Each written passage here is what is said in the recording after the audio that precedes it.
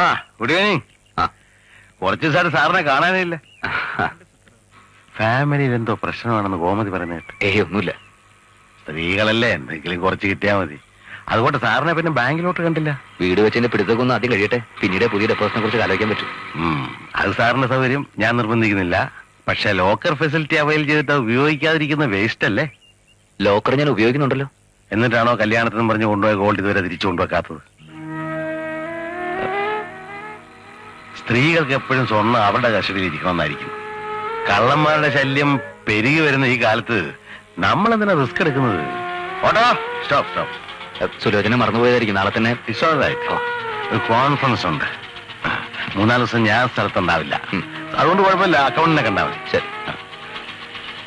South railway station.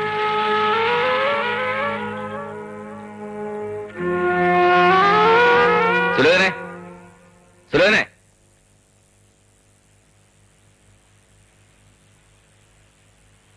എന്നെ വിളിച്ചോ? ലോക്കറിൽ നിന്ന് ആഭരണങ്ങൾ നീ എടുത്തോ? ചോദിച്ചിട്ടില്ലേ? എടുത്തു. എന്തെടുത്തു? രാധയ്ക്ക് ഒരു ആവശ്യം വന്നപ്പോ രാജേട്ടന് മെഡിക്കൽ ഷോപ്പ്.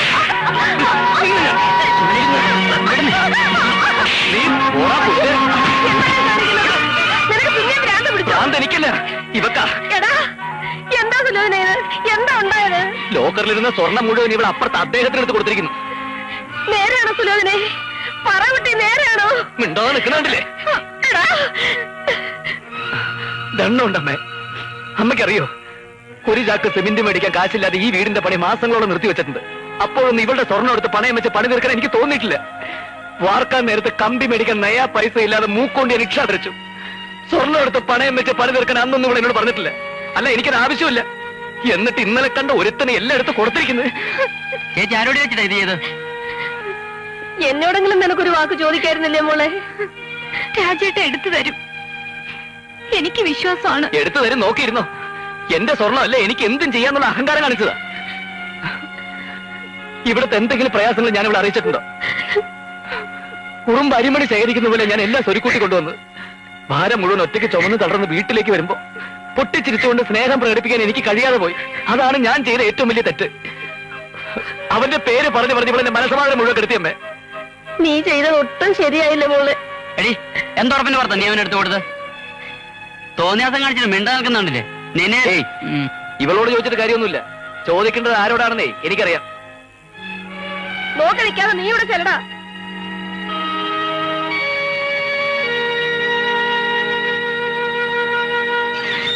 രാജീവൻ, രാജീവൻ. രാജീവനോട് ഇല്ലല്ലോ സാറേ. എപ്പോ വരും?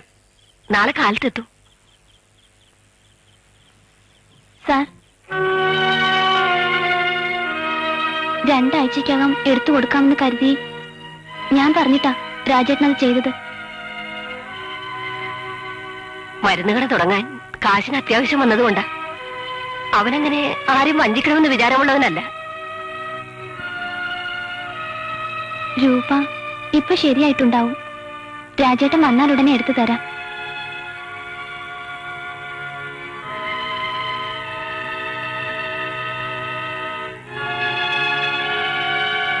ഞങ്ങളോടൊന്നും തോന്നരുതേ മോനെ.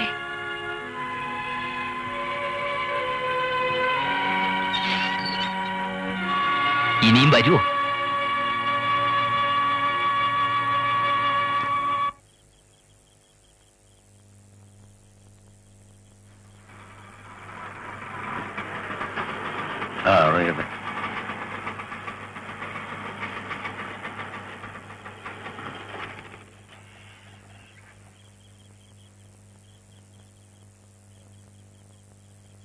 ആഹാ, സാർ ഉറങ്ങിയില്ലേ? ഇല്ല, എന്റെ യാത്ര മുടങ്ങി. ഒരു ഗുഡ്സ് പാളം തെറ്റി കിടക്കുക. ട്രെയിനൊന്നും ഓടുന്നില്ല. Good night. Good night.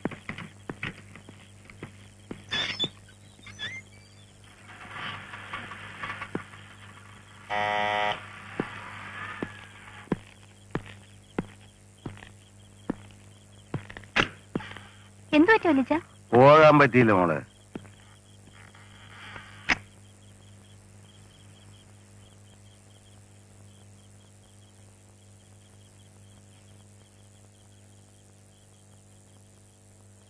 സാറേ സാറേ കള്ളനെ കിട്ടി, വേഗം വന്നാൽ പിടിക്കാം. എന്നെ കണ്ടതും ബാത്റൂമിൽ കയറി കണ്ണടച്ചു. ഗോമതിക്ക് പേടി, തുറക്കാൻ സമ്മതിക്കുന്നില്ല. സാറി വന്നേ, വേഗം വേഗം വാ.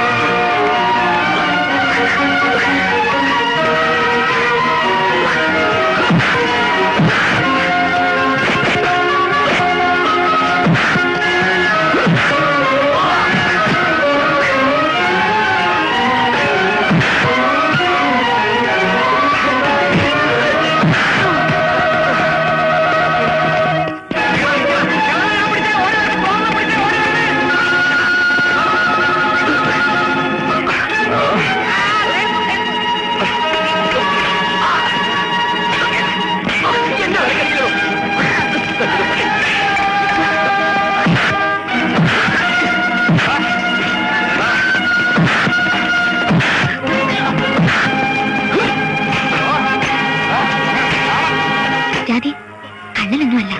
ടോമിയുടെ ഡാഡി പല പ്രാവശ്യം കണ്ടിട്ടുണ്ട്. ഞങ്ങളായിട്ട് അറിയിക്കേണ്ടെന്ന് വെച്ച് പറയാതിരുന്നതാ. ഈ ഗോമതി ചേച്ചി അത്ര നല്ലൊന്നല്ല. അയ്യോ,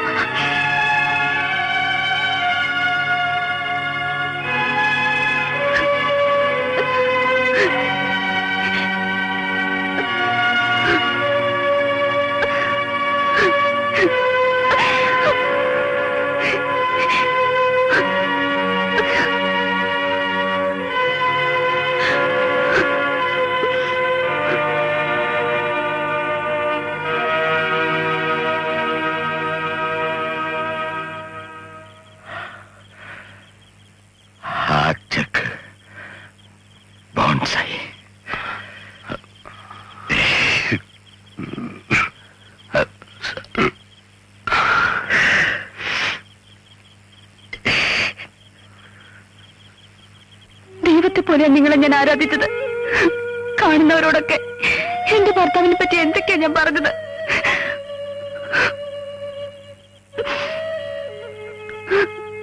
എത്ര കുടുംബമാണ് നിങ്ങൾ കാരണം നശിച്ചത്. നിങ്ങൾ എന്നോട് കാണിച്ച സ്നേഹം മുഴുവൻ അഭിനയമായിരുന്നല്ലോ ദൈവമേ.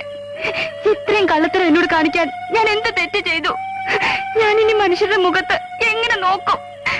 എനിക്കിനി ജീവിക്കണ്ട.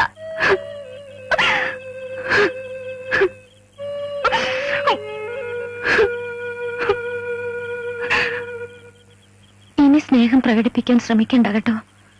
ഈ ഹൃദയം നിറച്ചും സ്നേഹമാണെന്ന് എനിക്കറിയാം. ഷൂസും വേണ്ട, പാൻസും വേണ്ട, ബ്യൂട്ടി പാർലറും ചുരിദാറും ഒന്നും വേണ്ട. നമുക്ക് ഈ കണ്ണടയും കതറുടുപ്പും മുണ്ടും മതി.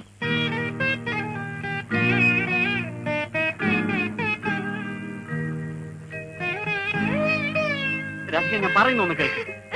നിങ്ങൾ ഇനി ഒരക്ഷരം മിണ്ടി പോരുത്. എനിക്ക് ഒന്നും കേൾക്കണ്ട. ഞാൻ ചെയ്തത് തെറ്റാണ്. പക്ഷെ ഇത്തവണ നീ എന്നോടൊന്ന് ക്ഷമിക്കും. നിങ്ങൾ നമ്മുടെ മോനെ ഓർത്തോ, എന്നെ ഓർത്തോ? മോളെ ഞാൻ ഒന്ന് പറയട്ടെ. മോള് ഇത് വിളിച്ചാ നിങ്ങൾ എന്നെ ചതിച്ചത്. രാധിക, ഇത്രയൊക്കെ ആയിട്ട് ന്യായീകരിക്കാണല്ലേ? അഭിനയിച്ചത് പോരല്ലേ? നിങ്ങൾ ഇറങ്ങി പോ. എനിക്ക് നിങ്ങളുടെ മുഖം കാണണ്ട. ഈ ഒരു പ്രാവശ്യം എന്നോട് ക്ഷമിച്ചൂടെ? തൊടണ്ടെന്ന് പറഞ്ഞില്ലേ? മോളെ ഞാനൊന്ന് പറയട്ടെ. വേണ്ട, ഒന്നും പറയണ്ട. അയൽക്കാരന്റെ ജീവിതത്തിലേക്ക് ആവശ്യമില്ലാതെ ഒളിഞ്ഞു നോക്കുന്നത് ഒട്ടും ശരിയല്ല. അങ്ങനെ ഒത്തിരി നീ നോക്കിയത് കൊണ്ടാണ് നമ്മൾ തമ്മിൽ ഈ പ്രശ്നങ്ങളൊക്കെ ഉണ്ടായത്.